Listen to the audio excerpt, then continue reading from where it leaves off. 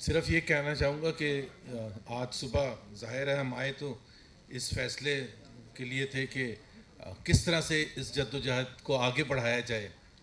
और अगर हमें इंसेंटिव चाहिए था कि जी हालात कितने ख़राब हैं, जिसको कहते हैं ना, the battle lines are drawn. आज के फैसले के बाद अगर कोई शक रहा है उन लोगों के लिए जो कहते हैं कि जी डायलॉग किया जाए, मुझे तो समझ नहीं आती कि उन्होंने तो अपना बता दिया कि हमने डायलॉग नहीं करना, हमने ये फैसले थोपने हैं चाहे पूरी दुनिया शोर में ताजती जाए। और ये इतनी एक ख़राब चीज़ आज जो हुई है, बल्कि इट्स अ कंटिन्यूशन जिसको आप कहना चाहिए 3.5 साल में, जब से पीडीएम की पहली हुकूमत आई थी अप्रैल 2022 में।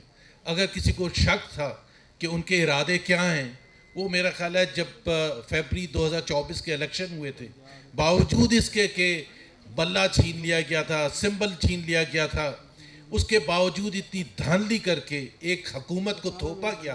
17 सीटों के साथ वो हुकूमत आज 2/3 मेजॉरिटी के साथ बैठी है। अदलिया को ख़त्म कर दिया जाए। मैं जुनैद अकबर साहब की बात से बिल्कुल इत्तेफाक करता हूँ। ये हमारा पैसा है, जो हमारा पैसा, पाकिस्तान की कौम का पैसा इस अदलिया पर लग रहा है।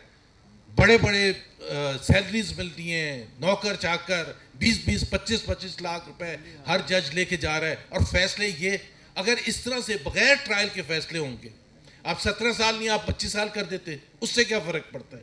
जावेद हाशमी साहब ने सही कहा, उनको शायद 23 या 24 साल सज़ा हुई थी, वो आज यहाँ बैठे कुछ ही अरसे के बाद बाहर आ गए थे।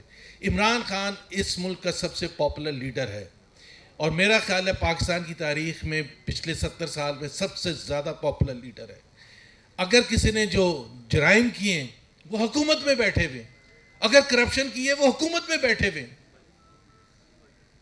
जिस दिन वोट ऑफ नो कॉन्फिडेंस हुआ और हुकूमत संभाली, उस दिन फर्द जुर्म आयद होना था प्रेजेंट प्राइम मिनिस्टर के खिलाफ, और वो प्राइम मिनिस्टर बैठे हुए और इमरान खान जेल में 17 साल की कैद, 10 साल की कैद। कल ही 4 पीटीआई के लीडर्स को, शाह महमूद कुरैशी को छोड़ के बाकी इजाज चौधरी, रशीदुल हसन और दूसरे मियाँ महमूद रशीद, उमर चीमा और यास्मीन राशिद, 70-78 साल की है, कैंसर सर्वाइवर औरत, उसको आप 10-10 साल बार बार कैद दे रहे। और जुर्म क्या है किसी को नहीं पता। मसला ये है जो यहाँ सब लीडर्स को समझना चाहिए कि अब हुकूमत, जिसको कहते हैं ना, they have come blazing with all guns, उन्होंने बता दिया ये हमने करना है, आपने जो करना है आप कर लें।